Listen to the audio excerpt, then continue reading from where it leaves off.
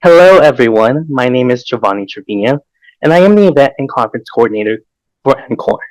My pronouns are he, him, el, and I'm speaking to you from Norman, Oklahoma, on the lands originally stewarded by the Apache, the Comanche, the Kiowa, and Osage nations. I am a Latino man with curly black hair and round black glasses. Behind me is a great door and a great wall and a shelf filled with trinkets. Thank you for coming. Welcome, everyone. On behalf of the National Advisory Council on Accessibility in the Academy, I would like to welcome you all to today's webinar.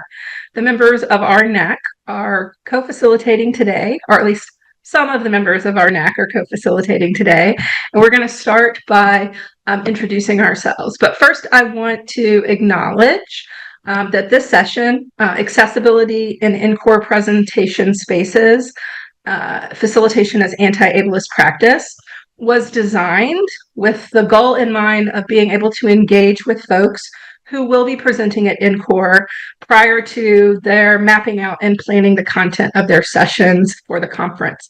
That being said, we welcome everyone to this space, whether you're presenting at NCORE or not, because the conversation that we are going to have today is really thinking about how we engage people in learning spaces in ways that allow us to really consider the ways ableism shows up and the ways we can actively work to disrupt it.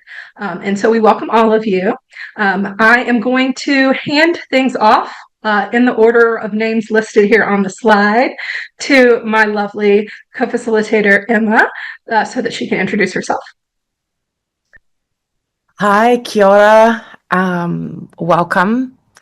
And just want to say, way to make space and time for yourself outside of the world that we are navigating these days.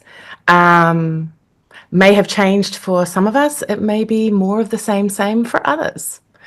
So I come to this conversation from a personal and a political standpoint. Personal for multiple disabilities myself, and also from a science perspective of reckoning with the ways in which colonialism and capitalism and white supremacy have curated our bodies and taught biology and physiology through that lens. And so I'm very, very invested in this work. Hannah. Thanks, Emma. Hi, everybody. My name is Hannah Annenbach, she, her, hers. I am the Director of Disability Resources and the ADA Coordinator at AMDA College of the Performing Arts, which, as the title suggests, is a performing arts school. So my work has to do with the intersection of ableism in the performing arts and supporting students through that journey. Our college was now, long story, but was one of the few colleges to center the Disability Resources Office within our Office of Equity, Diversity, and Inclusion, which made a lot of sense. And I will leave it there. I'll hand it to Renee. Thank you. Renee Wells, she, her. I'm currently at Queen's University of Charlotte, where I serve as Chief Diversity Officer. And my work in ways that we will dig into today really works to engage with ableism as it manifests across all systems of oppression and what that means for the assumptions that we make, the way we shape our practices, the way we disrupt what's going on around us and what's coming up for folks. And so we're hoping to invite all of you into those conversations today. As a precursor to the next slide, which I'm going to turn over to Hannah now, I'm going to post a link in the chat for you, and we'll repost it periodically so that you have access to an interactive document that we will be using throughout the session today. Emma, I see you. First slide wanted to recognize.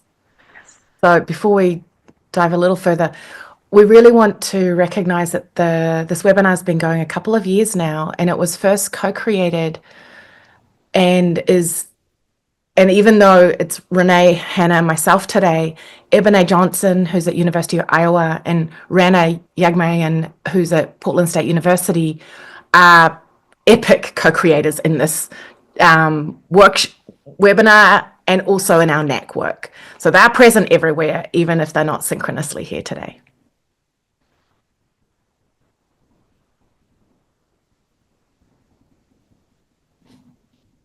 So before we really get into it, I just wanted to kind of outline the modalities that we're making possible for participant sharing.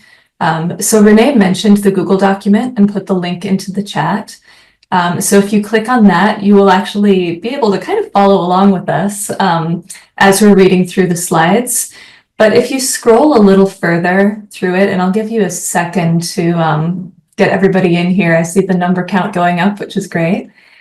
If you scroll through it for a while, all the way, let's see, to slide 7 is the first place it shows up, you'll see areas highlighted in yellow.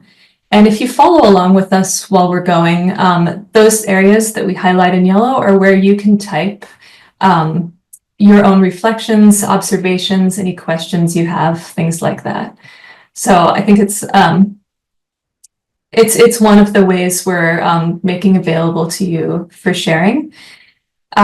So you also can, of course, paste your reflection or type your reflections into the Zoom chat. You can always just unmute yourself and speak out loud to us into the Zoom platform. So there are several reasons we're making all of this available.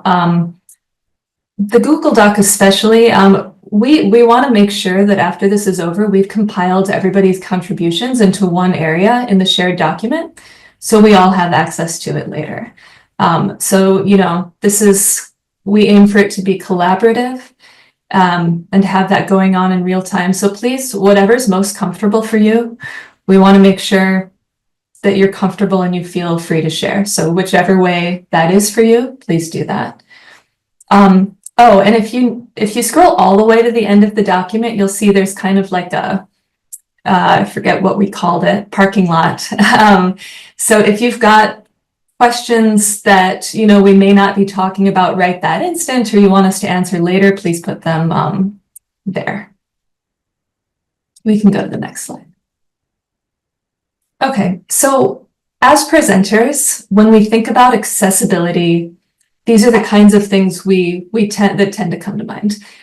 We think about captioning for videos, making sure that anything audio is showing up in text. We think about alt text for images, so any images that we show, we're also describing in text, so everybody has access that way. Sans serif fonts, easier to read for many reasons for a lot of us. We think about the size of fonts. So especially for live presentations, when you've got those gigantic rooms with people like a mile away from you, can they see what you've got on the screen? And then sometimes duplicating what you've got on the screen for people to hold, because sometimes it's just too far, no matter how big your font is. Speaking into the podium microphone and not just the presenter, but audience questions as well, having those roving microphones. Color contrast on slides, so making sure everything is contrasting enough to be visible by everybody. Physical space, so making sure we've got space for people who use mobility devices or have aids with them or service animals, just making sure there's space and also space to navigate the room. Providing interpretation services like sign language, as we have in this presentation right now. So these are starting point, right? And we're assuming that we all are pretty aware of this. There was an orientation hosted by NCORE recently that covered all of this. So you can reach out if you have questions about that, but we're not going to focus too much on all this today. So we're going beyond that. This is what this presentation about, is going beyond sort of the starting point and into, you know, truly being inclusive in our presentations. Okay, we can go. Thank you. Didn't even have to say it. Okay, so we're going to start with an activity called Framing Accessibility First, and this is going to be a scenario activity. How it's going to work is we're going to put a couple of photos up on the screen, one after another. These photos are from events we have from past conference events. So before we discuss each photo, we're going to show you the photo. We're going to provide a verbal description of the image. You'll find in this presentation, we're modeling a lot of what we'd like to see in presentations. So this document that we're going to keep referring to and pasting in the chat, it also includes an image, and it's alt text description, so you can access the images that way. So when we start discussing each image, we're going to talk about what we see, our observations of each image, and assumptions that we have about how the space is being used in each image. So we're going to invite you to, share your observations, share your reflections, ask us questions as part of the discussions. Again, Zoom chat, unmuting yourself, document any way you'd like to participate is absolutely wonderful. So again, we want you to feel comfortable. We welcome questions, all questions, and especially deeper questions where we can talk about, underlying ableism that may not be immediately obvious.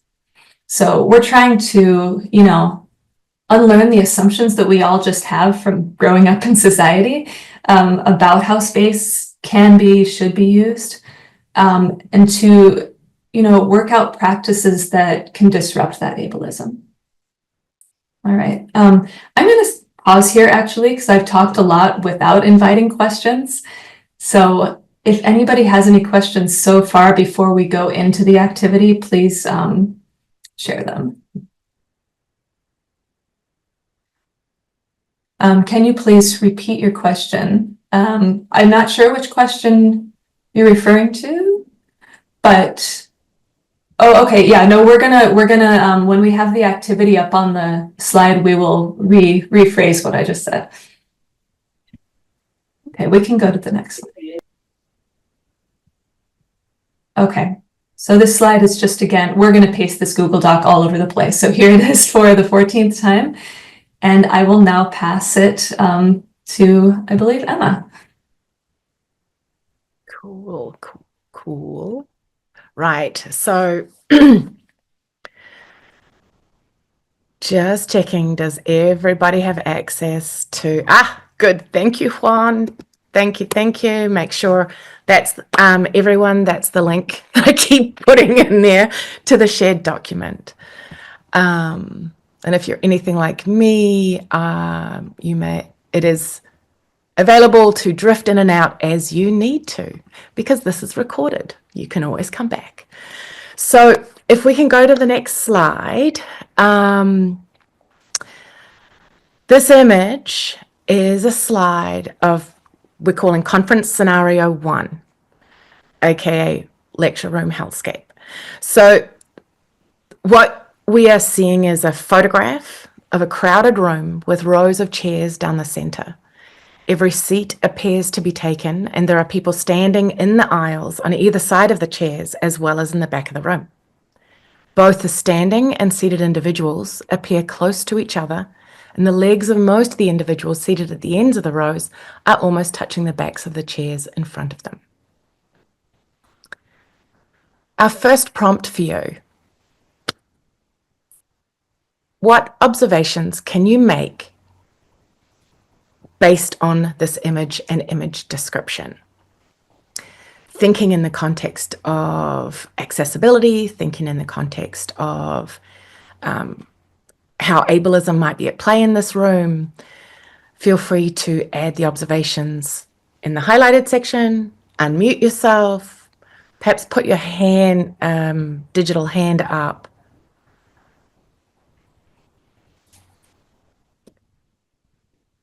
Or pop in the chat. Thank you, Derek, you rule.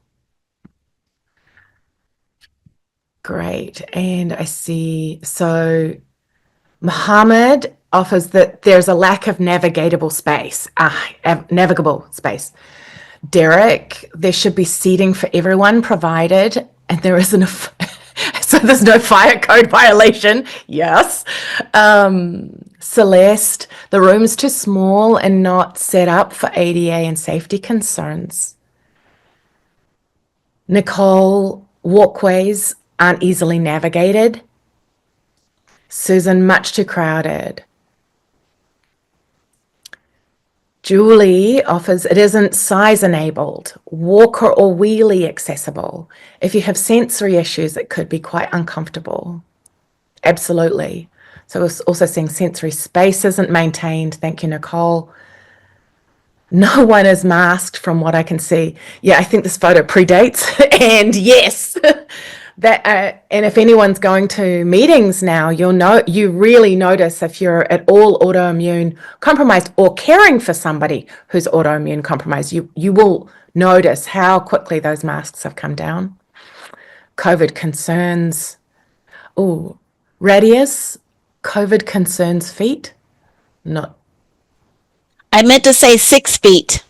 Oh, thank you. You're all, thank you. Megan, for people who are immunocompromised or otherwise high risk complications, exactly. Stephanie, chairs assume everyone's the same height, size, comfortably seated in there. And Rebecca, can't see the front of the room, so not sure if people with mobility devices have space in the front. Right on, thank you. And Carrie, fluorescent lighting is problematic. Yeah, so like many of you have observations and skills. Did you translate those over, Renee? Yeah, you're all. Hannah has done it.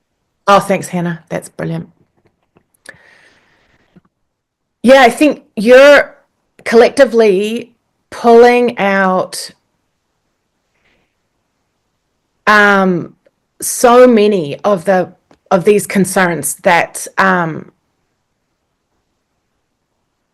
when we go to conferences often are beyond our control as facilitators.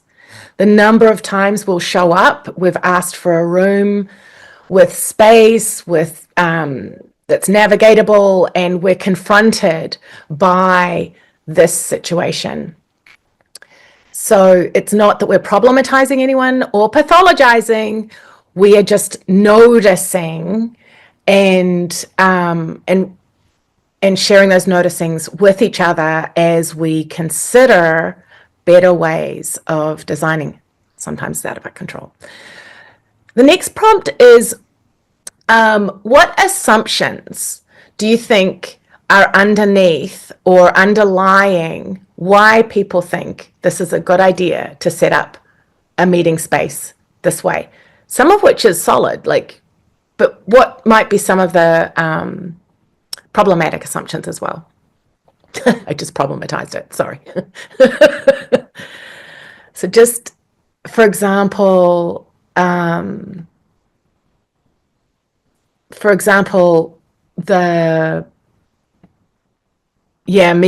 probably they're trying to allow as many people as possible. So they're trying to think of accessibility in one sense, like we want everyone to be able to come to this particular session. Great. Packing them in. Assumption that everyone is the same size. 100%.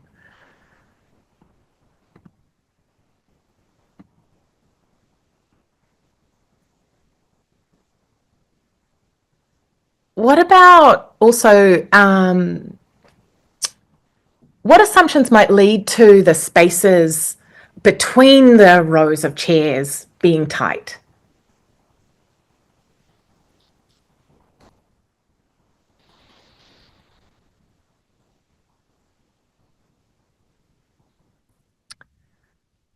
Assumption that everyone can stand for 75 to 90-minute session in case it fills up. 100%. Assumption that no one's going to need a wheelchair. Assumption, so to expand on Danae's observation of assuming that folks can can access standing for 75 to 90 minutes,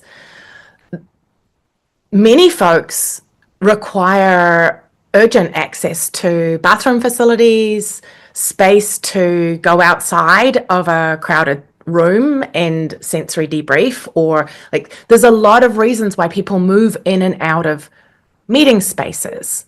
So there's an assumption that once you're there, you're there. You don't need to move. No one even assumes we all learn and listen the same way. Thank you, Stephanie. Assumes people will fill in from the middle or one end to the other. Exactly.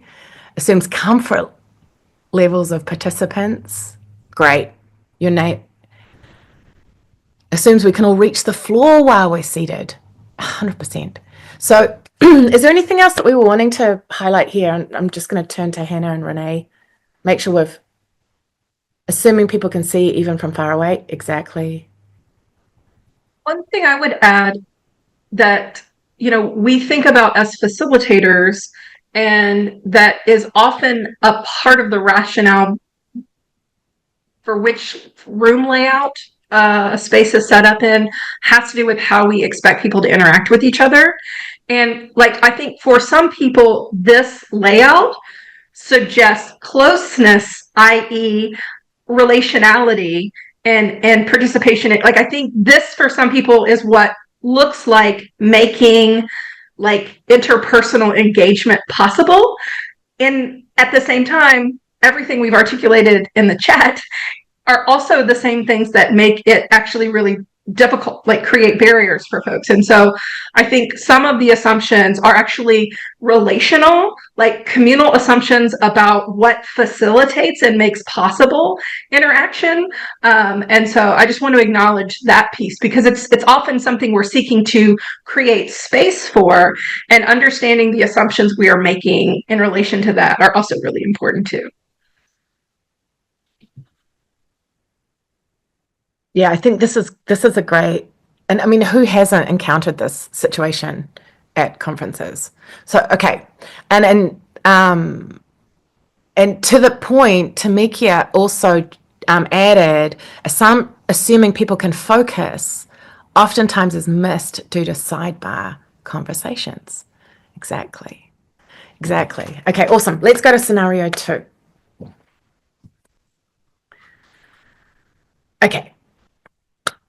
So we have observed often at conferences that really think that they're thinking outside the box, and really trying to work towards building a more relational approach, which is awesome.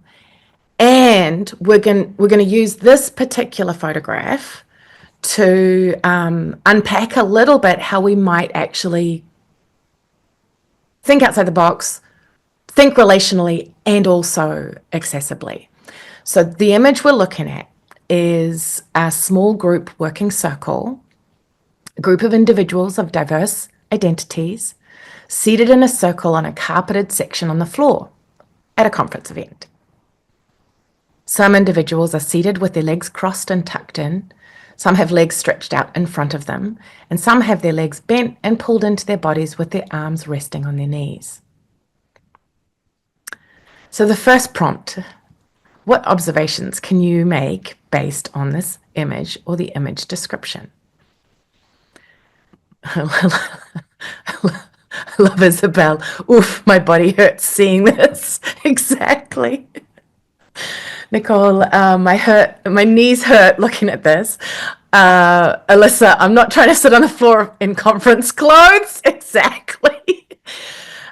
Carrie, if I was in a wheelchair, I'd feel left out, hovering above everybody else. Derek, I've just received a knee replacement and I'm older, so this could not be very comfortable getting up and down. Erica, assumes stability with no back support. Tamikia, mobility issues. Radius, able-bodied only. Carrie, what if I wore a skirt, for example? What I love about these comments is we're doing a poetry in motion as you're adding this into the chat, because you are evidencing the ways in which accessibility is about human centered observation. It's about the clothes we wear when we go to the conferences. It's about temporary and new and unique ways in which we might, we each have, and how we have preference in our mobility, in our capacity to sit in a space. So we're transferring a lot of these over. Wheelchair, mobility issues, able-bodied only, assumes everyone can hear and process without amplification. There's no microphones. Skin sensitivities, yeah. No microphones.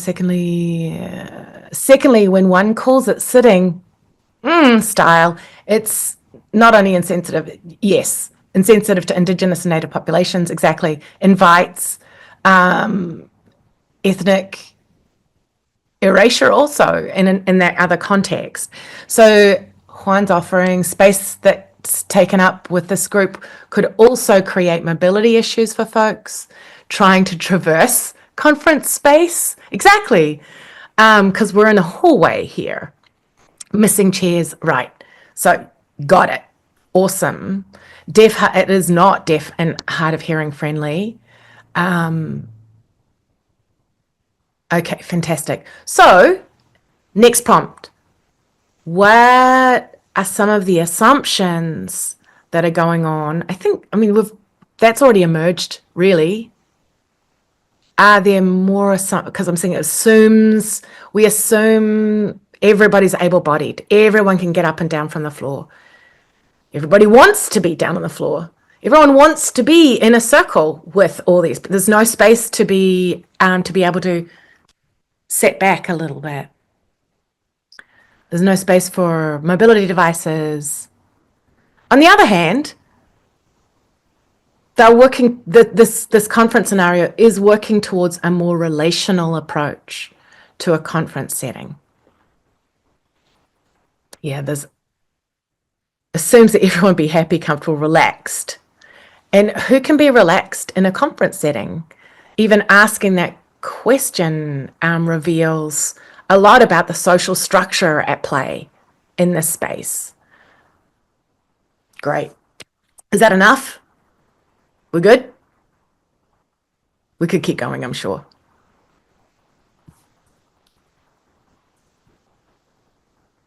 So great. I think we're all.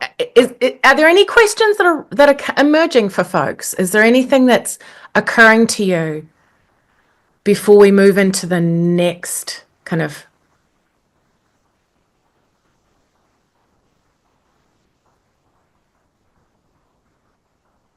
Okay, Renee, let's go to next slide.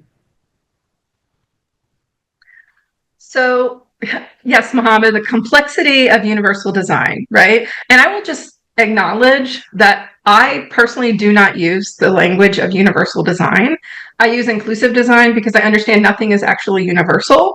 And the way in which we have to be intentional about imagining as many possible users with an understanding that there will still be barriers built into the structure and into our decision making as well, which also requires some humility as we seek to create access and then don't always manage to do so, right?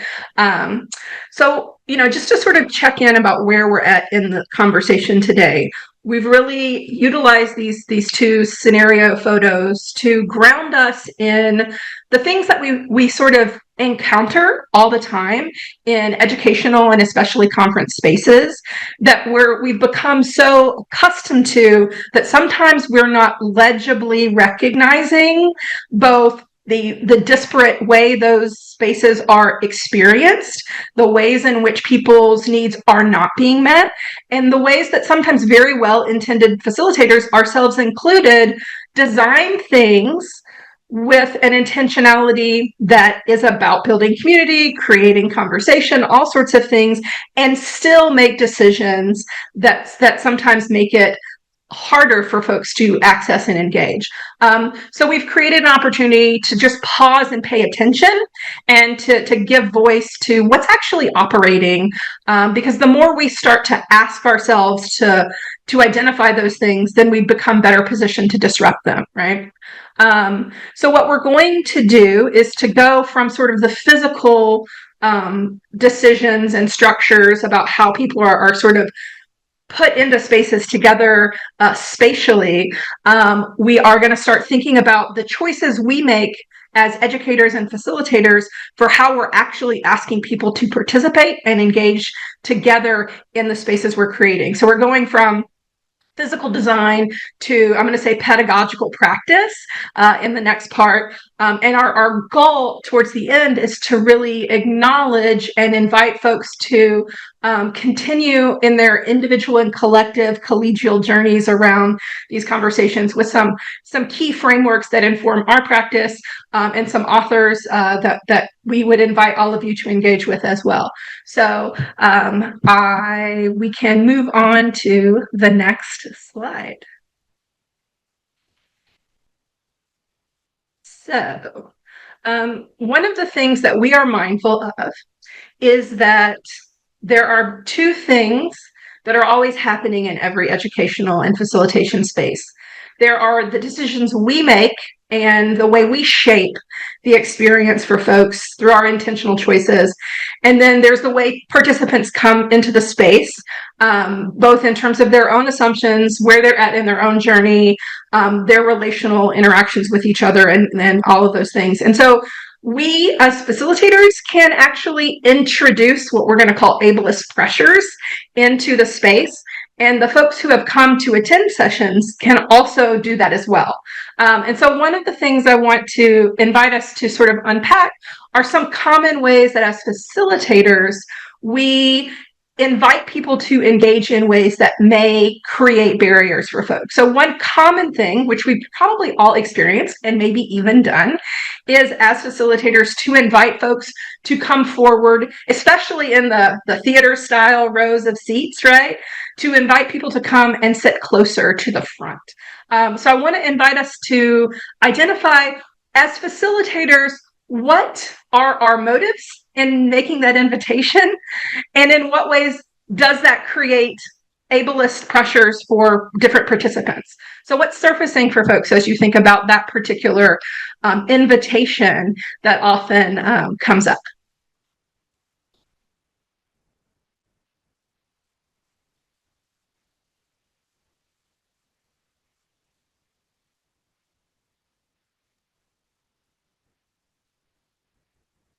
So I'm thinking about health sensitivity from Rebecca, like the importance of distance, physical distance for folks.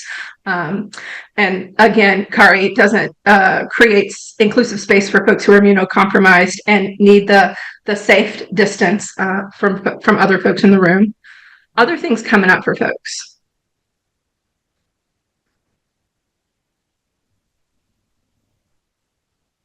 Yeah, sure. Social anxiety. Yeah. Right. Right. So, and one, I appreciate you naming our motivation as facilitator is often that physical proximity suggests relational closeness and interpersonal engagement. And to be honest, the other half of that is like, it's hard as a facilitator to like speak when the first few rows are empty and everyone feels like they're kind of keeping their distance from you. So there's a lot that we are bringing into the space as well. And so it's also really thinking too about, I'm noticing Danae talking about that folks arrive at different times.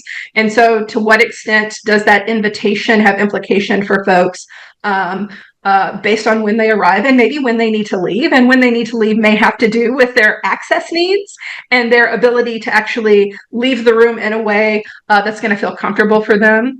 And Louise, I just want to say agency, personal choice, like actually letting people be present in spaces in ways that work for them, which is the core of accessibility and inclusive design altogether.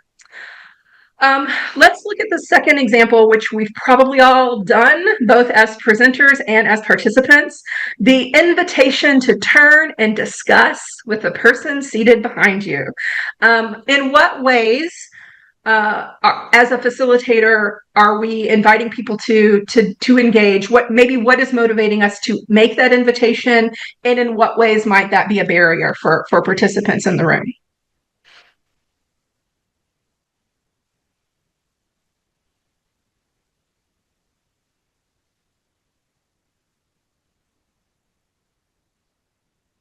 Assumes mobility, right? And a range of motion for bodies that not everyone shares, right? Other things coming up for folks. Kari, thank you.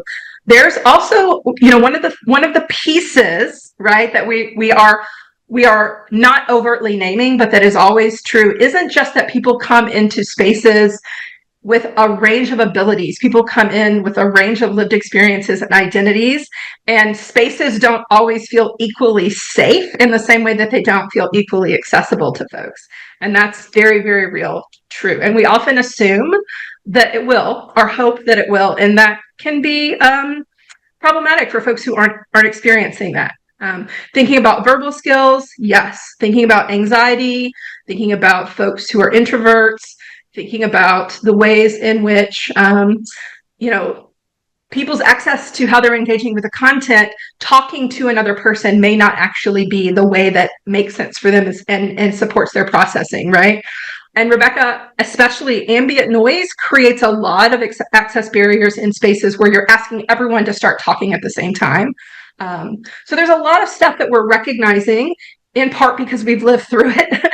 And also realizing that we sometimes make design choices that surface barriers for folks, even when we're well-intended as far as like what we're trying to achieve as far as communal or learning outcomes. Some common things that we want to name that participants can bring into a space, right? We all know people are bringing all sorts of stuff with them when they're at conferences. They've got their bags full of snacks and all their stuff and everything. And on the last day, people are hauling around their luggage because they've already checked out of their room and they're getting ready to catch their flight. So people come in the door with stuff, and that stuff ends up on the floor in ways that create access barriers for folks who are trying to maneuver, especially folks who are using mobility devices and need clear pathways to move through the room. I think we've all lived through the joke on my campus is like every faculty meeting ever, like this I don't need a microphone taking up of space, and realizing the ways in which that really erases any sense of obligation to meet other people's access needs as you are trying to engage in sharing something. And then, like what I will say is that ableism is one of the places we haven't done a lot of cultural unlearning to recognize its omnipresence, not just structurally, but culturally, including in a lot of the language that we use. And so often, and I've sat through many NCORE sessions where ableist language is used like without any level of self-awareness by participants, by facilitators, because we just haven't unlearned it.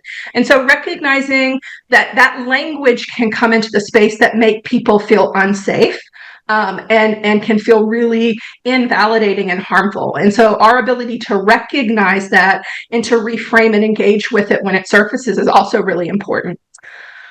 I would just invite folks, are there other ableist pressures that you have experienced or observed that are often happening in conference or other sort of like structured educational communal spaces that folks want to surface as part of our conversation for this slide?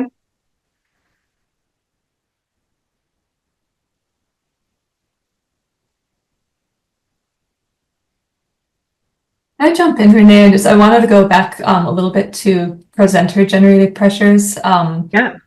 A little late, but I wanted to just sort of bring to everybody's attention how one of the things we're modeling is avoiding the pressure of expecting your audience to answer your questions quickly.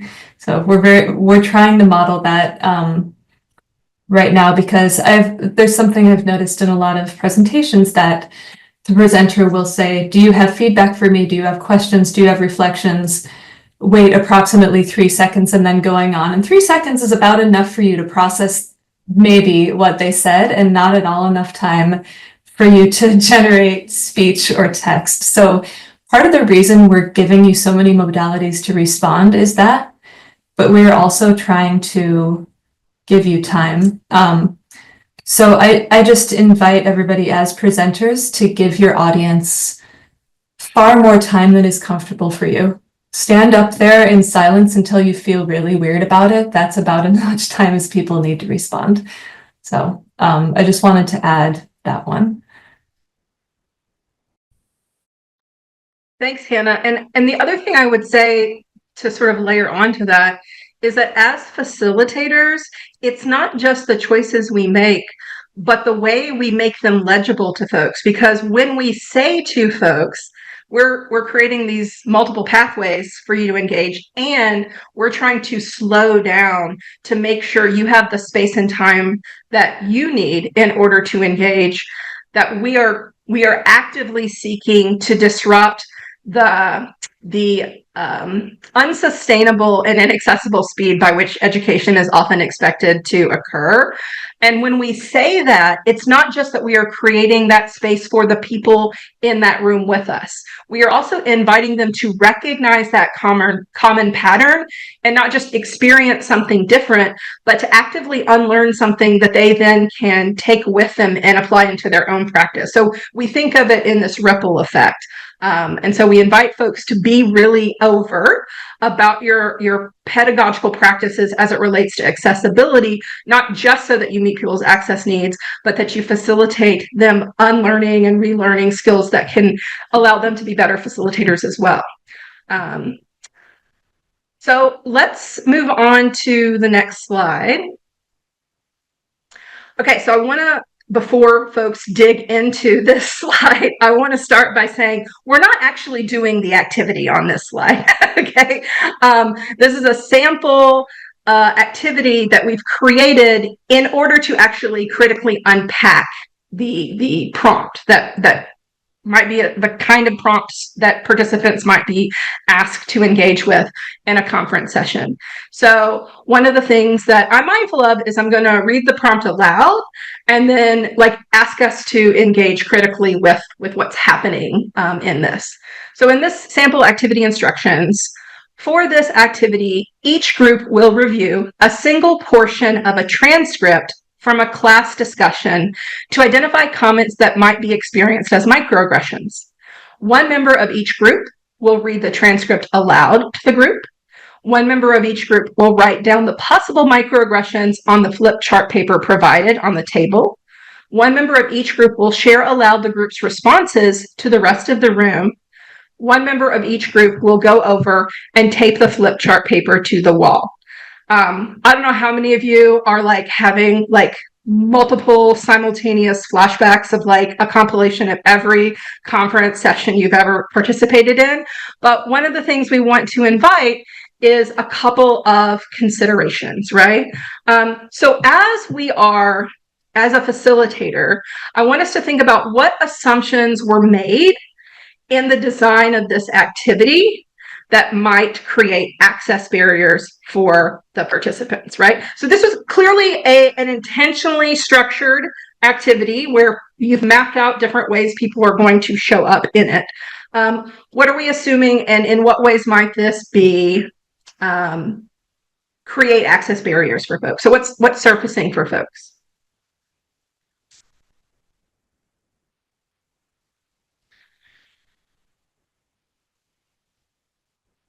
Social anxiety, yes. And what that means about which roles individuals at the table may feel are or are not accessible to them.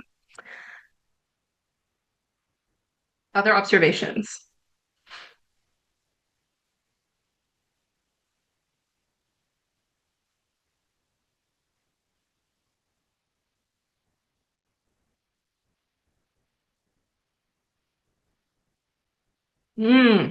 Rebecca, Ooh, every aspect of group work just surfaced in your comment. Yes, who decides who plays which roles and how does power show up in that, right? Because a lot of times people claim roles based on their own desire, how they want to participate, or perhaps their own comfort level. And that claiming of role may have nothing to do with any understanding of what actually meets other people's access needs, right? And so I just want to name that, right? Thinking about yeah, Danae's getting at the meta of the actual activity of like asking people to unpack microaggressions and the harm that comes up around differential experiences in that. That's real. Thank you for that. Yes. So trauma, Kari, isn't just ableism here. There's a lot of layers at which this activity might trigger trauma for folks. So thinking too, right? The slide itself is hard to read. Yes. Excellent point, Louise. And then Rebecca, there's a lot of pieces of processing. Like it almost feels like it's like a how-to manual for like putting something together. There's so many pieces to it, right? So, thinking about, and Mohammed, yes, like how are we actually inviting people to relationally figure out how they're going to interact with each other? That isn't there. There's an expectation that somebody's going to do all these things, and there is no space for like, in what ways does that actually work, and in what ways as a collective are we thinking through what works and what doesn't for the actual people in that group. So yes, and so there's a lot of stuff that we're super mindful of that's happening in the space that may feel really inaccessible for folks who are being asked to engage in these various ways.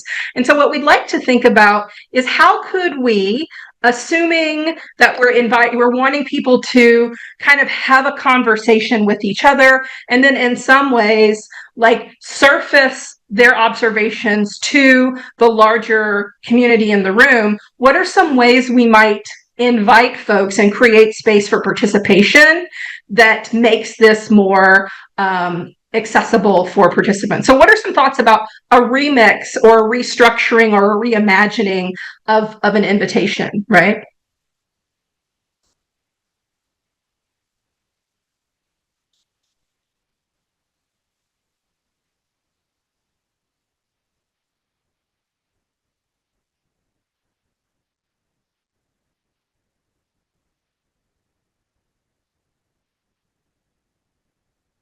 Journaling, yes. So thinking about, the creating space for people's processing and processing that works for them, right? And that doesn't inherently initially require social engagement, any particular form of modality, because journaling can take place in all sorts of forms, right? And Kari, thinking about trying to make the structure of invitations more legible, easier to follow. So some of it is design, and then some of it is thinking about like what are the pathways for participation for folks.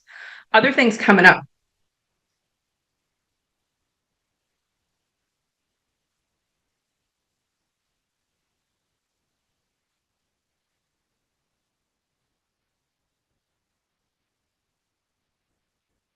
Let me ask this question, because I realize there's a whole lot going on in this prompt, like that we're trying to reimagine.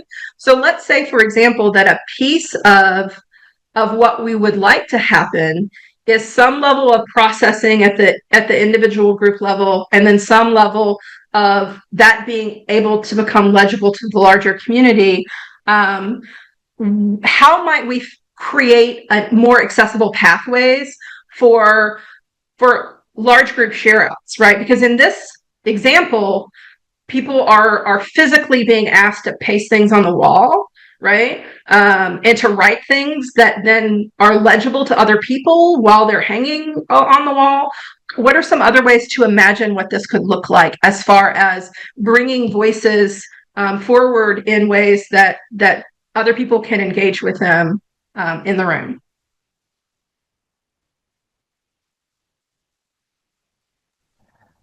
And I will say, us reading this sample activity, you you might think that we made this up, but it's not. It is an actual word for word sample activity. It was an activity instruction that we were given in this in a specific space. Right. And we spent the time unpacking unpacking the prompt as opposed to doing what they asked us to do. So so just so you know, this is not unusual. Like, we often fall into that trap of, if we give everybody these different roles, it will all magically happen.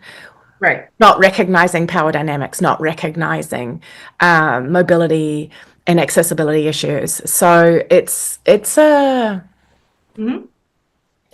yeah. So different, offering multiple modalities by which different folks can bring themselves into the discourse. Yeah. Use more inclusive language, yes, and to should offer support, care, processing, and a lot of preemptive work to bridge into it. Yes. Yes. And I want to acknowledge and say, Kari, I see like word cloud. Danae, I see digital versions of share outs, especially the piece around anonymous participation, right? So how do we, and one of the things that we are trying to do here is, like, we are creating pathways for folks to digitally engage. We're also creating pathways for us to bring voices into the space.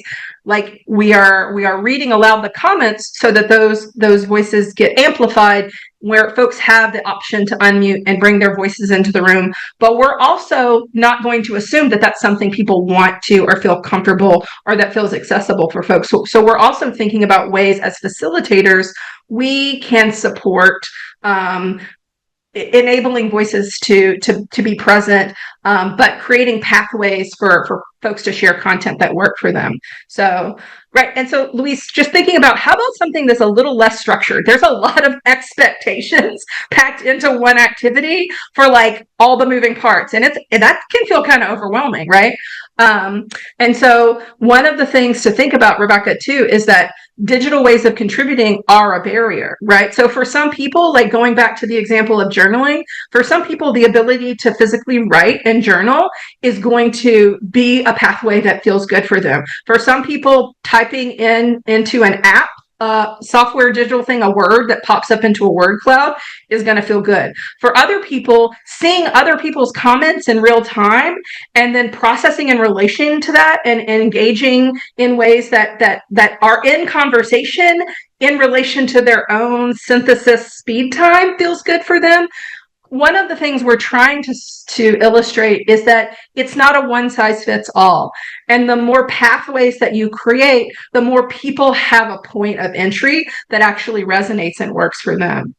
And so, yes, Danae, you could in fact just let people process independently, and everything doesn't have to be in relation to everyone else, right? So there is a way in which that, and sometimes people scaffold, right? To what extent, and depending on what, there are things I invite people to process independently that I'm not going to ask them to share, because I'm going to make a lot of assumptions about psychological safety depending on what we're engaging with. And so there's a lot of things that come into when and how we make these decisions. So I want to honor that for sure. So I'm hoping that, part of what we're getting at here is that there isn't a right answer. There isn't a packaged way things all fit together that works for everyone. But as facilitators, we think about what it is we are trying to invite people into, and in what ways there are entry points for them, right? That are gonna resonate and feel accessible. I want to check in to see, Hannah, Emma, other things you want to surface, and or other things that folks in the digital space want to surface, either in writing or verbally, or in whatever way might feel good for them. So.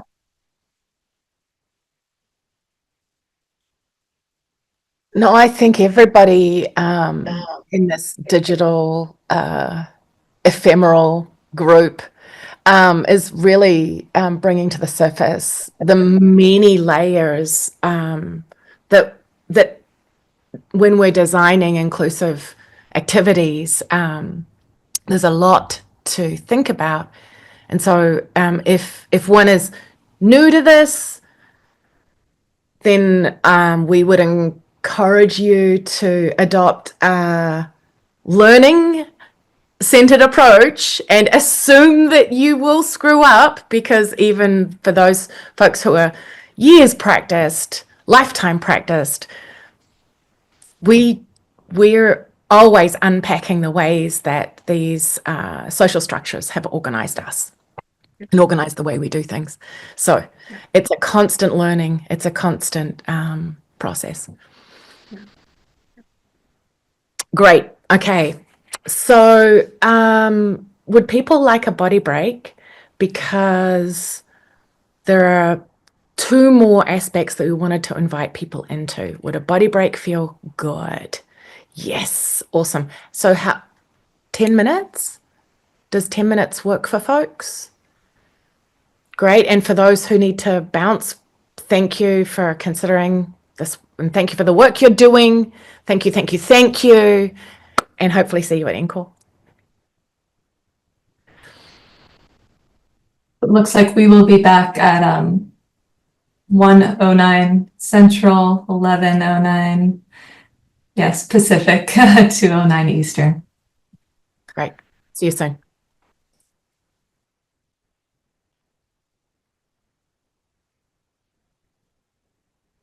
And we can pause the recording.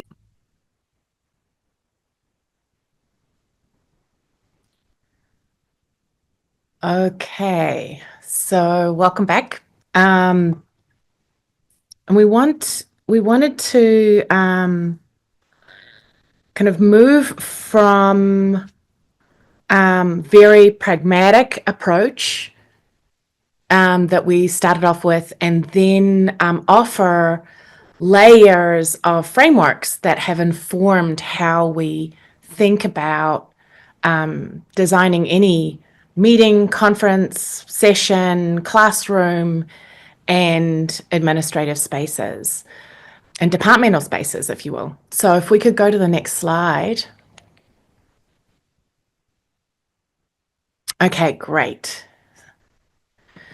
So some more layers to think about when we're in real time as a facilitator, thinking about individual and collective needs resulting from disabling capitalist and colonial imposition of time and demand for productivity. We've only put 3 down on the slide here. And so what we would like to invite you is to think about the way masking necessarily shows up. This is not, the intention is not to stop it or stop this happening, but to recognize the layered ways in which it works, processing time, and multimodal sharing out. Okay, so let's start with masking. So we'd like to invite you to consider and unpack why participants and learners feel compelled to mask and the impact it might have on them and others. And again, invite you to pull it into the chat, put it into the Google Doc. Emma, I'm just going to surface, there might be folks who aren't familiar with the term masking. So You go. yeah. So really thinking about masking as a way that folks show up in spaces that aren't designed for them in mind and that don't meet their access needs, and don't expect their access needs to be met after lived experience of that being the case. And so folks often, I will say, I'm going to say forced assimilation, or attempt to assimilate and engage in ways that they perceive is expected, or even almost socially demanded or pressured of them, both through the pathways made available to them and also the socially constructed relational and communal norms. And I'll give you an example. Like, I was having a conversation recently with a student who was saying that a faculty member, one of the expectations of what participation looked like in the classroom was that students maintained eye contact with others while they were speaking and listening, and the student was really sort of unpacking the extreme discomfort and inaccessibility of that, and so thinking about how one shows up and is self-selects into how they mitigate self-care in spaces that aren't designed for them. That's an overly complicated, internalized way of talking about masking, but it is a way in which we suppress our own needs in order to fit into spaces within the shapes that have been allowed for us. I'll stop talking now. Great. I think that's exactly the lead in, because Radius is offering autoimmune systems, and the way that fluidly shifts and changes, and the needs are not set in stone. So often encounter the need to mask and inability to read lips. Track. Masking leads to no change, supports the norm as best practices, and leads to groupthink. 100%. And as you know, like whenever any of us has to leave a major part of ourselves and suppress it or leave it at the door when we make our way into a room or space, that in of itself adds to allostatic accumulated stress load, and it shifts our capacity to creatively think and engage and learn. And so the extent to which we want open, broad-minded, curious, creative participants, the extent to which we unpack and shift the shape of the room itself.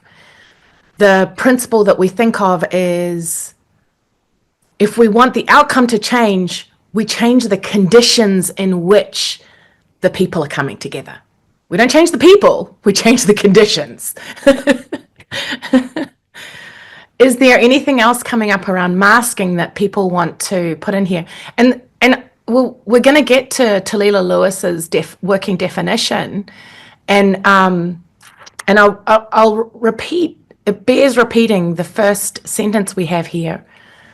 Capitalist and colonial systems, white supremacy, disables people by imposing expectations around how we show up, how our bodies ought to function, how the time and how we use time, and what we deem as productive, and therefore who's valuable.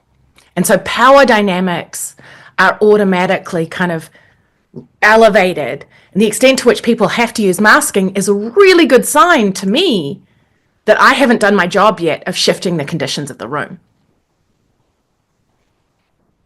Is anything else coming up around masking that people want to surface? Psychological safety, 100%. Thank you, Isabel.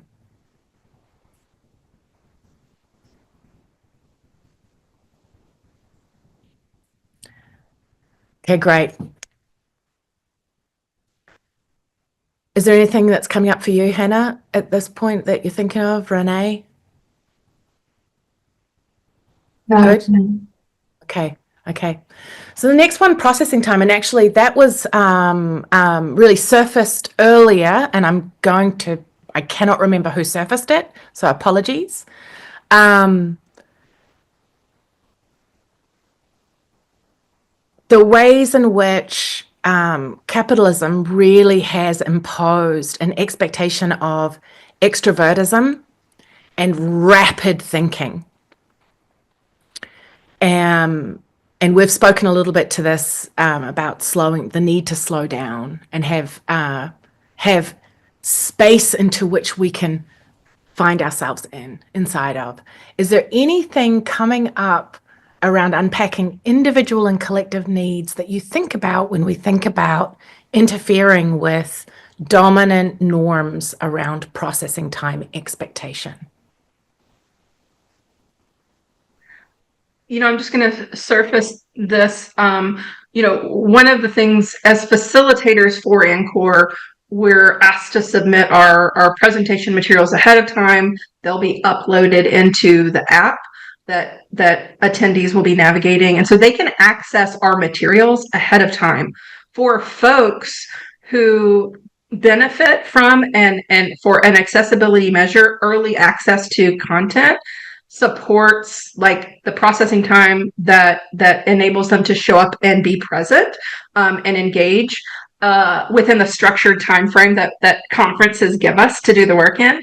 But I'm just going to say in general, for all of us who educate in lots of ways, allowing people access to materials ahead of time and even like creating some framework for them to do some initial processing independently, like before we come together in community, can really reduce a lot of access barriers for folks and create a little bit more equity in what can happen in a shared learning space. So I just want to acknowledge that. And making ourselves available afterwards as well. Once people have had time to, process and think about what they've learned in your session. I know we don't have unlimited time, but it is nice if we are able to make ourselves welcoming and available.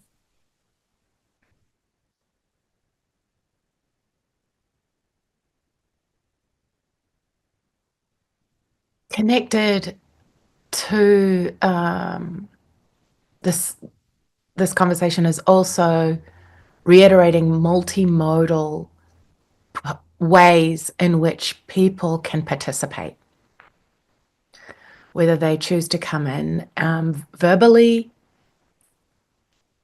digital text, to the presentation screen. And we're wondering,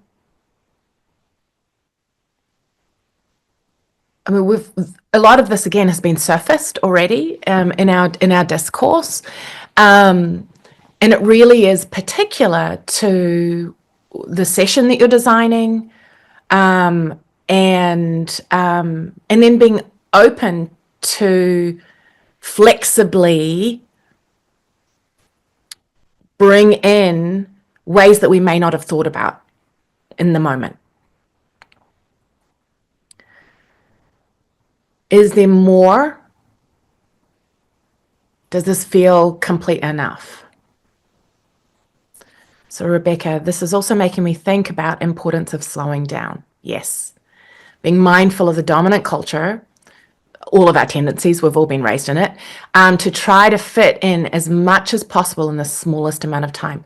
Thank you for raising that. And I was formerly a faculty member in biology department, and the ways in which academia really emphasizes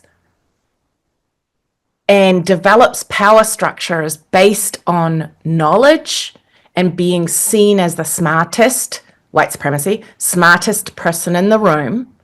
And so a lot of faculty and administrators and staff can get caught in that gravitational pull of, I must show I know my shit. And the minute we find ourselves feeling that gravitational pull, that's just us detecting, oh, that structure is alive in that institution. Not my fault necessarily, but I'm detecting it. How can I slow down and shift instead from content heavy leading with to process approach? And it's an invitation and an opportunity to really get clear on what content really matters. Yeah.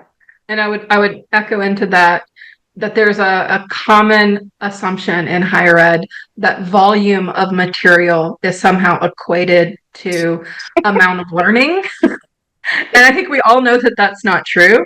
And in fact, the more volume, often the less learning is happening. And so really thinking about in what ways does learning actually occur for folks, and how are we creating pathways that support that? So, yeah.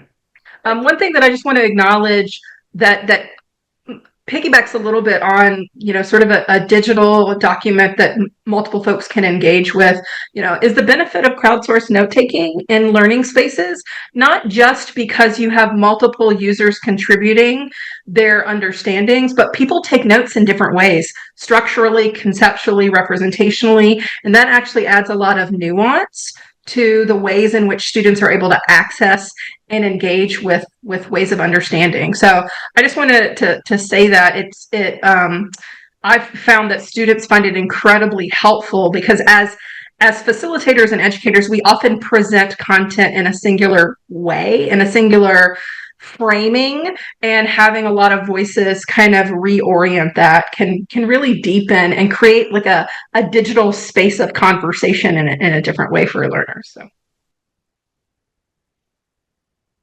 Fantastic.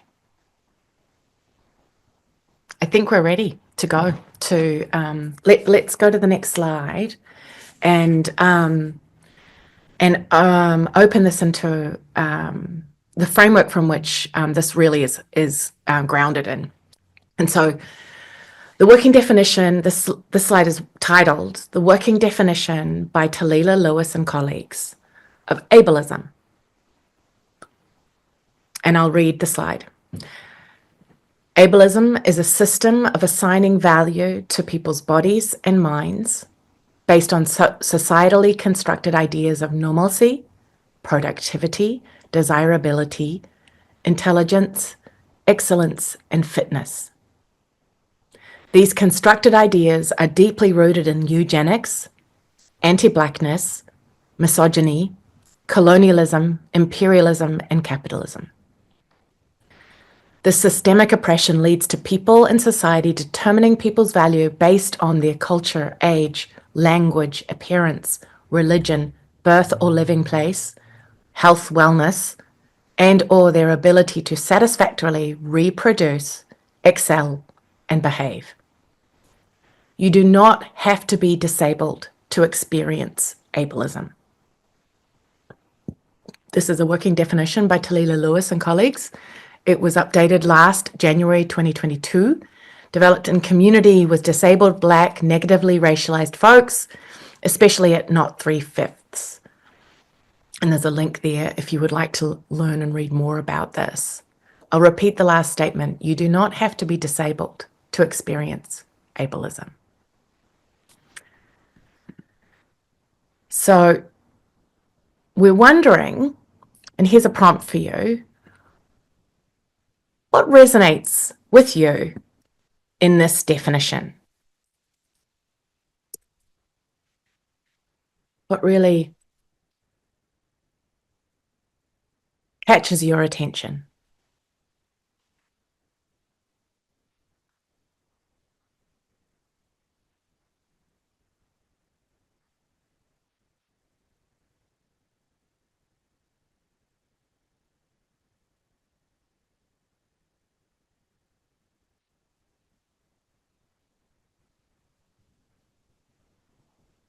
Oh, Radius. So in the ways in which whiteness is organizing, yes. And it's organizing our bodies, our relationships, and how we do group work. Yes, 100%.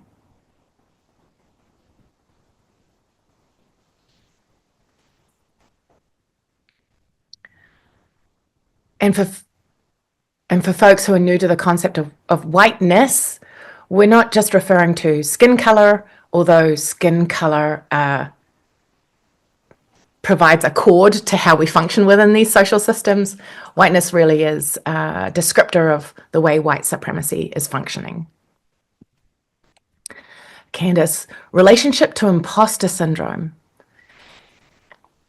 Yeah, and so the ways in which we have been entrained to understand that when we are entering any space or working within a space, we're 100% aware of how that is designed to impose this person's the most valuable, but it's not based on actual skills and knowledge. It's based on identities and the complex intersectional identities of the people in that space, 100%.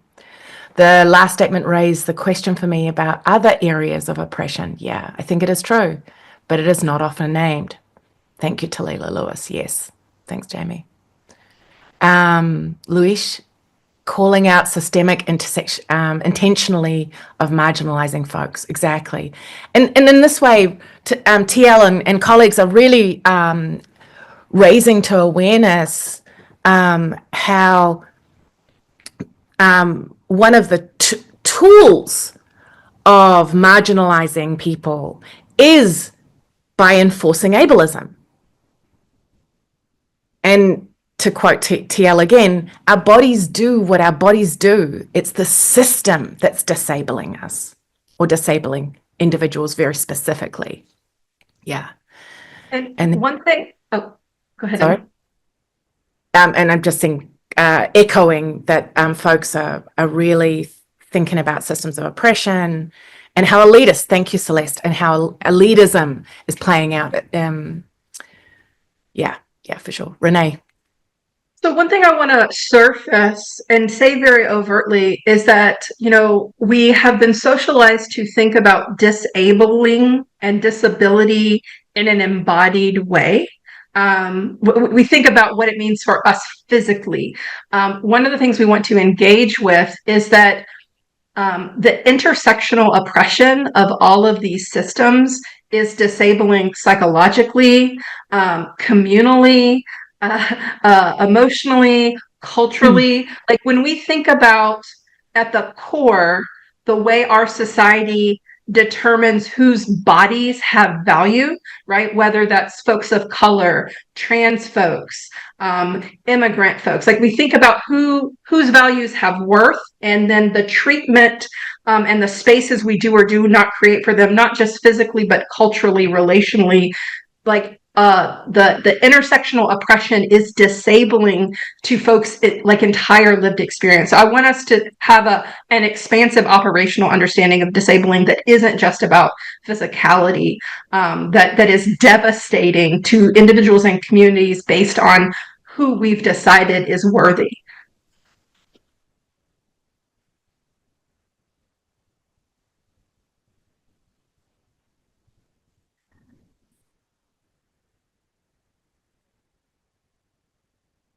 So to that end, we'd like to invite in some functional frameworks that we've worked with and learned as we put them into practice.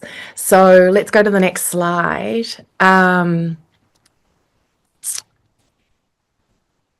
the next slide shows an image. It's titled Functional Frameworks, Reckoning with Ableism. It is not comprehensive. It's just the list that we happen to be working with.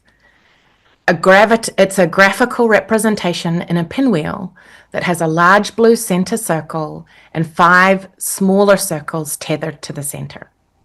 Each of the 5 circles lists the names of a framework for understanding ableism. On one arm, we have disability justice. On another arm, we have intersectionality. Another arm, discrit. Another arm, tribal crit. And then the 5th arm is decolonizing methods. And the conceptual idea behind this pinwheel model is to reflect the way each of these frameworks is interconnected to and deepens the nuanced ways that ableism manifests and how we can work to disrupt and dismantle it. It's also worthwhile to say and state categorically that some of these, intersectionality, discrit, and tribal crit, explicitly come from and are informed by critical race theory that in of itself lies on the foundation of Blackness studies, Black studies, and Black foundation. Now, critical race theory, when it has been worked with in these specific lineages for intersectionality, it has emerged through this supporting in the legal system, thank you, Kimberly Crenshaw, for supporting folks who were not visible and supported and protected within the legal system to really elevate Black women in the legal system of the United States. Discrit is specifically about disability studies meets critical race theory. Tribal Crit is tribal studies, and Indigenous and Native American studies meets critical race theory. And these both bring in and expand and kind of enliven Discrit, bring in disability, ableism, and how that is at play. And then Tribal Crit really elevates the ways in which colonialism is at play. And then if we flip to disability justice, that really did emerge very recently in the 70s, 80s, and 90s to support ADA, or American Disabilities Act, and the legalization and support and protection of folks with physical and sensory disabilities. And since then, it's really expanded out into a transformative justice, world-building approach, informed again by Black futurism. And then the fifth one, decolonizing methods, really emerged as a lineage and practice, thanks to Linda Tuiwai Smith, who's hails from my part of the world in Aotearoa, really elevating the ways in which scholars needed to become responsible, thoughtful, relational, and accountable to the people and land that they are studying, and switching into a more relational approach. And things like decolonizing data movement has really come from a reiterative connection between decolonizing methods and Tribal Crit. So this pinwheel is showing these as separate frameworks, but we've found that as you work and practice and put these into practice in the spaces that we function, they're really deeply interconnected and inform each other. And you'll see in the doc, we are providing some links to where this information has come from. And the next 5 slides kind of give rise, and so I'm just going to go over to the chat and see what else is kind of emerging there. Okay, so if we go to the next slide, the next 4 slides really give you access to some of the core folks who were original co-creators, and 1 or 2 links if it's appropriate. We're providing a link here in this slide highlighting disability justice and inviting you to consider the 10 principles of disability justice that has been articulated at Sins Invalid. Sins Invalid is an organization that originally began among disabled folks wanting to develop a theatre, and have since combined this with educational process, and it's deeply rooted in these principles. Mia Mingus, Stacey Milburn, Patty Byrne, Leah Lakshmi, Papesna Samrashina, and actually one of our participants in this particular session linked to one of Leah's really core books that's super helpful for any of us doing this work, Care Work. Check it out. And check out her poetry, because Leah's amazing. Their poetry, sorry. Okay, next slide.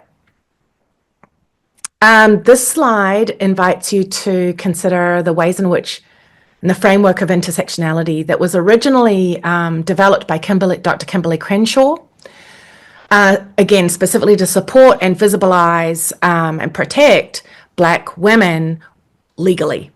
Patricia Hill Collins expanded on this, and these are really grounded in Angela Davis, Audre Lorde, Bell Hooks' work and contributions. There's many, many more folks who are doing this work. Since its original inception in the legal sphere for, like Dr. Kimberly Crenshaw has given permission, which is helpful since it was immediately adopted across all of that, because it's such an effective and useful way, it's such an effective and accurate way to think about the fluidity of our identities and how, while the social identities that I may show up with, white presenting, settler and Maori, disabled, some of it is maskable, some of it isn't visible immediately, some of it is apparent, my accent, sort of, and things like that.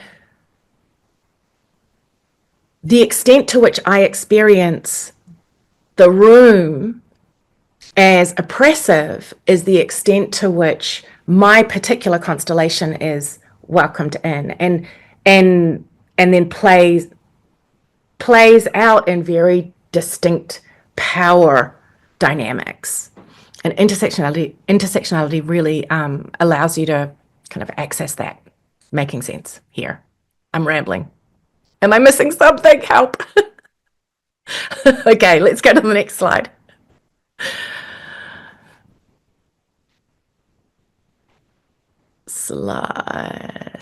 There we go. Okay, this next slide is inviting you to explore Discrit, which really emerged recently. The first book that came out is titled Discrit. Sabini Anama, Paul Banahene, Elizabeth Mendoza, there's so many authors that have contributed to a very functional and pragmatic approach to incorporating an awareness of ableism at play and a disability justice orientation, combining it with critical race theory. So definitely check that out. Next slide. This is an invitation to explore and practice with tribal crit and decolonizing and liberatory methods. Now, I just want to voice, tribal crit was originally developed by Brian McKinley Jones Brayboy and has since been expanded upon by many outstanding scholars and thinkers and thought contributors, and is deeply informed by decolonizing and liberatory methods. So, again, Linda Tuiwai-Smith was the first person to publish her book. It was probably 22 years ago now.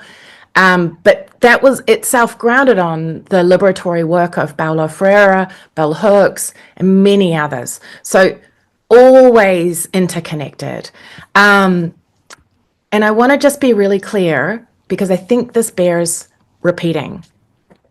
The value of putting these tribal crit and decolonizing liberatory methods on the same slide here is because they collectively speak to and elevate the role of colonialism that we often forget is at play and is reinforcing the way that racialization is occurring, reinforcing the ways that we disable each other, reinforcing the ways in which we build institutions and structures that then do this. And it remains an active disablement of bodies and cultures through the forced removal from ancestral lands. And then in the context of academia, it's occurring through this landscape of who owns knowledge, who gets to claim knowledge and name anything. I mean, in the world of biology, it's at play rampantly. There's even ways in which I observe scientists claiming that they're the ones that have access to this particular animal. So as if anyone can own an animal or any other being. And yet that is embedded in our colonial structure. It's embedded in our capitalist structure. So the value of working with each of these different functional frameworks is that it really enriches and deepens an understanding of the ways of these structures that are older than we are. They were here long before any of us were born, and we're now reckoning with it. So is there anything that I'm missing? Is this good?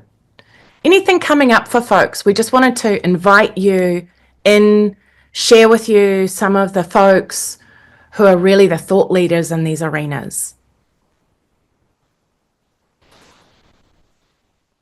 Is there some I think people? the only thing that I will say, Yeah, go for it, Renee. Yeah. is that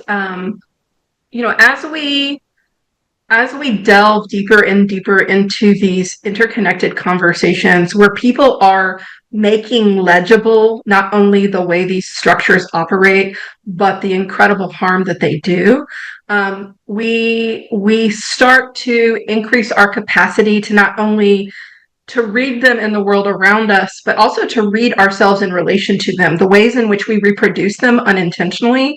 And then that enables us to begin to actively disrupt it in our own practice and invite others into that disruption with us. And so while it might seem overwhelming to sort of be invited into all of this at once, it is a journey in which you start to see the connections between these conversations, but also what they mean in the world around us, for us, and for those we are trying to be in community with. And so this is just a pathway to sort of moving through and moving forward, both independently in your own journey, but also a lot of us are in conversations with colleagues around these things on a regular basis to sort of unpack our practices together. And so that's also an invitation to if you're not already connected to a community that's engaging with these conversations and thinking about what it means for our practice, I'd invite you to find one for sure. So.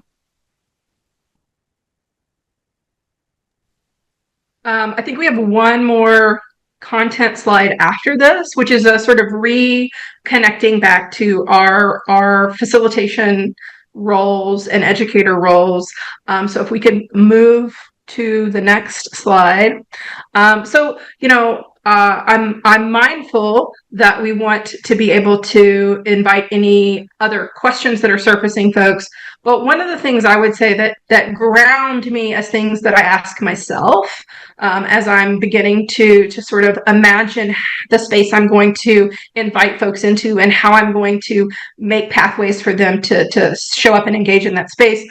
How am I expecting participants to engage? And what assumptions am I making about ability in the expectations for what that looks like? And so, thinking about that, and then how does that connect to the design of my session, the design of the activities, the way I'm just sharing information or asking people to share back with me or others. Thinking about, we've talked about multimodality, but really thinking about, what is it that I'm inviting people to process, reflect on, share with me, share with others, and what are the pathways by which I can make that people have available to them in order to do that. And then I think the other thing to consider, sort of echoing the lovely sort of analysis and invitation into deeper learning that Emma just provided, what feels like a next step pathway for you in continuing your learning. There's a lot of frameworks, and we'd invite you to sort of think about what feels like a good next step for you. And then who am I in a conversation with, right? Because for me, what I find most liberatory is to be really in intentional conversation with other people who understand and understand us as folks committed to justice, to have these conversations and be doing the self-learning communal work together on an ongoing basis as a part of our praxis, right? People think about their praxis as kind of what they're doing in their classroom, like in their own. But for me, what is most liberating is the connection and community and ongoing conversation that helps to transform my sense of connection to others, but also the way we help each other transform our practices. So I want to use the last bit of this to hold space for questions, observations. I'm mindful that there's some stuff in the parking lot. So as far as I know, and I'm hoping, and there may be folks from NCORE who can speak to this, but I'm hoping that there will be movable mics in all the presentation spaces that can facilitate increased access during conference sessions.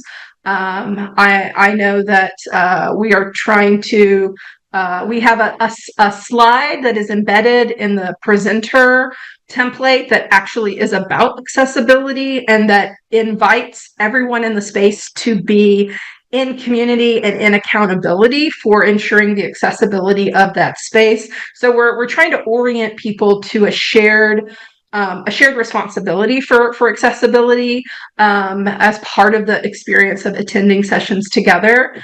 So I'm noticing that. I added a link to the slides from the NCORE presenter orientation, and I will put a link in there to the slide deck. I added a link to the video. I'll put a link in there to the actual slide deck. Other questions that are surfacing, other ways that we can be in a conversation and in community with folks while we are here together in this space.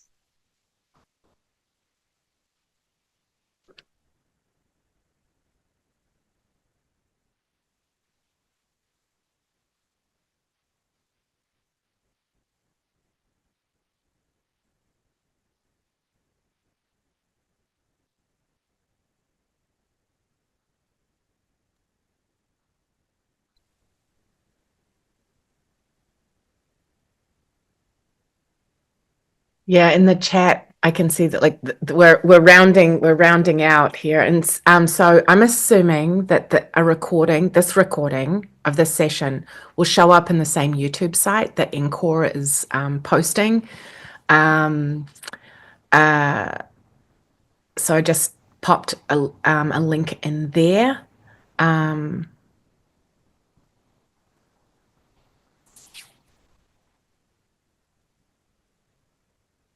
Well, Luis and Sare, Radius, like all you folks, we appreciate your time and energy and the labor that you're doing.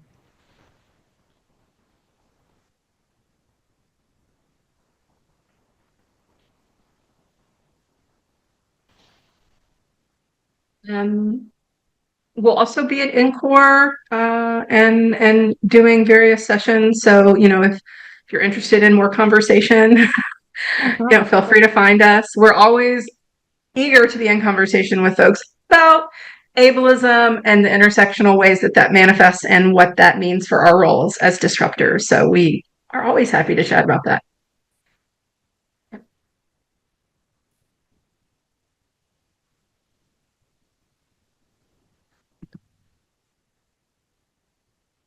I want to invite folks, if they haven't already done so, to tag the link to the Google Doc so that they can maintain access to this generated list of both sort of the prompts and the content that we invited folks to weigh and engage with, but also the things that you all surfaced have been added into the document as well. So it captures the conversation that we've had and hopefully can serve as a resource for all of you. And so if you haven't tagged that link to keep it, make sure you do so.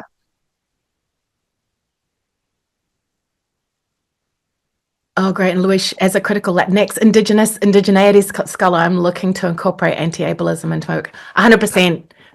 Yes. And actually, you'll see in the notes, we include a link to some really fantastic work that helped me understand the ways in which these branches of critical race theory incorporating and or intersecting is all deeply connected together. So that link is in there. Have fun. You're awesome. Thank you for all your labor.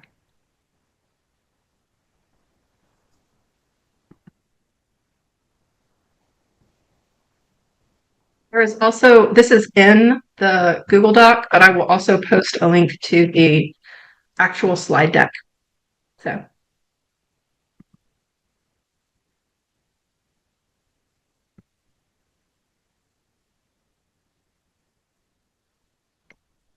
Thank you.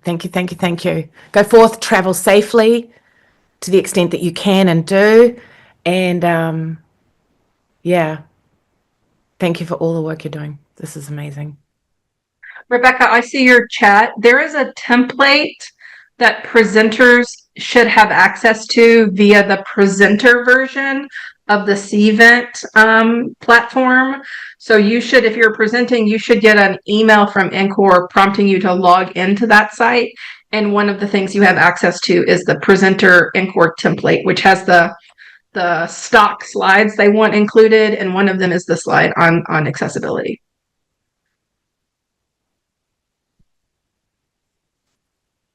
Thanks, everyone. Thank you, thank you, thank you. Oh, Dr. Anika Simon Johnson, I look forward to that email. So I think that's referencing the email from NCORE to presenters with a link to the presenter. Yes. I look forward to that email too. It's the same link. Yeah, it's all the stuff in one checklist online. Yeah.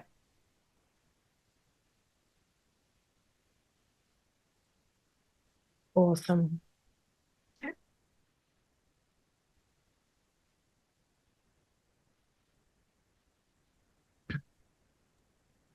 I just want to say I'm part of the NCORE family. Thank you to Emma, Renee, Hannah, and for everyone else with an NCORE Accessibility NAC for the work that you did, for the presentation you brought, and all the amazing learning that we did today. I also want to make sure we give a round of applause to our ASL interpreters, Catherine and John, for all the amazing work they did during this session as well. Thanks, Giovanni.